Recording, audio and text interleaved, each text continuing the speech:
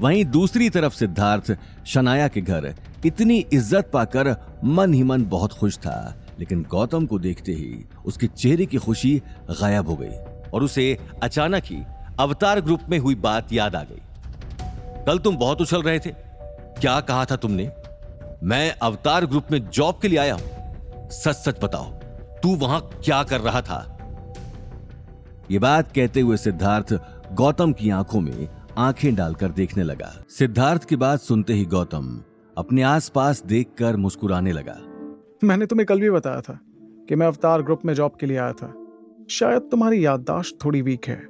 ये बात सुनते ही आसपास खड़े लोगों का ध्यान भी गौतम की तरफ चला गया। वहीं शनाया को उसी वक्त गुस्सा आ गया और वो अवनी को देखने लगी।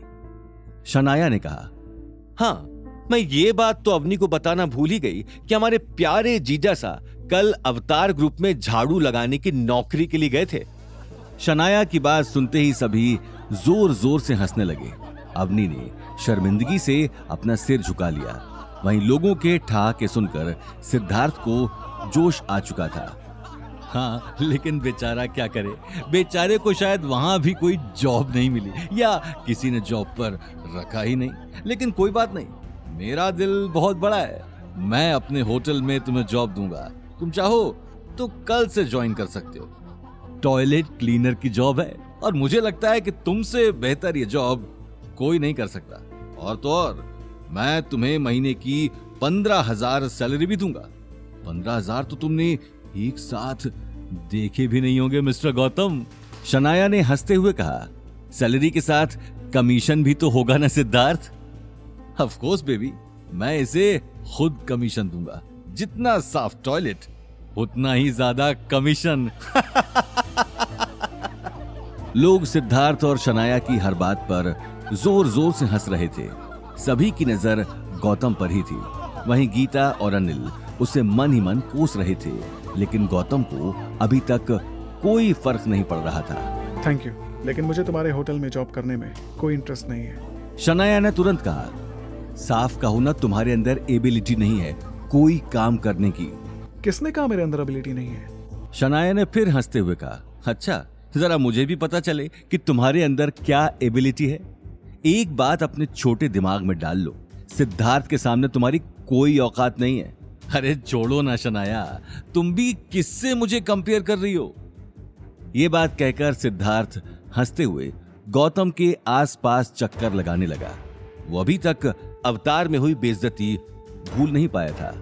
सिद्धार्थ पंडित, पैसे के दम पर इतना मत उछलो। कहीं ऐसा ना हो कि कल तुम्हारे पास ये दौलत भी ना रहे और फिर कोई इसी तरह तुम्हारा भी मजाक उड़ाए। भूलो मत कि अच्छा वक्त किसी का सगा नहीं होता। मेरे पास दौलत रहेगी या नहीं वो तो पता नहीं, लेकिन मुझे ये जरूर पता है कि तुम इस जन्म में कभी अमीर नहीं बन पाओगे, क्योंकि इससे पहले कि सिद्धार्थ अपनी बात पूरी करता, उसे बहुत सारे लोग बाहर जाते हुए दिखाई दिए। अचानक पार्टी में एक अजीब सी खलबली मच गई। गायत्री देवी भी कुछ समझ नहीं पा रही थी। गेट के सामने महंगी महंगी कारों की आवाज सुनकर वो भी बाहर जाने लगी, लेकिन जैसे ही उसने बाहर जाने के लिए अपना कदम बढ़ाया, उसे बहुत सारे गार्ड्स अंदर आते हुए दिखाई दिए। सभी के हाथ में महंगे महंगे गिफ्ट थे। एक ही झटके में सभी गार्ड्स ने हॉल में गिफ्ट्स का ढेर लगा दिया। जाहिर था ये गिफ्ट्स रघुवीर पंडित के लाए हुए गिफ्ट से 10 गुना ज्यादा थे। हॉल में एक बार फिर लोगों की खुसुर फुसुर शुरू हो चुकी थी।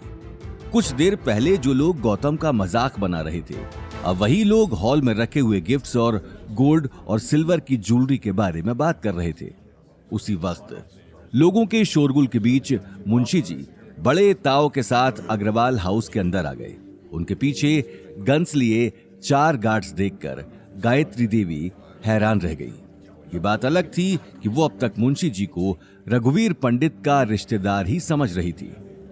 मुंशी जी अंदर आते ही गौतम को देखने लगे, जो थोड़ी ही दूरी पर खड़ा था। गौतम ने उन्हें देखते ही अपनी आंखों से गायत्री देवी की तरफ इशारा कर दिया। मुंशी जी ने अगले ही पल अपने चेहरे से चश्मा हटा लिया और गायत्री देवी को देखने लगे। हेलो मिस गायत्री जी, आपको आपकी पोती की सगाई के लिए बहुत बहुत शुभकामनाएं। ये सारे गिफ्ट जोधपुर के राठौड़ परिवार की तरफ से छोटा सा नजराना है। उम्मीद है आपको पसंद आया होगा। हमारे हुकुम ने खास मुझे इस पार्टी में भेजा है। आगे की कहानी जानने के लिए देखिए अगला एपिसोड सिर्फ पॉकेट एफएम के यूट्यूब चैनल पर और रॉयल वारिस के सारे एपिसोड्स को सुनने के लिए डिस्क्रिप्शन में दी लिंक से डाउनलोड करें पॉकेट एफएम ऐप।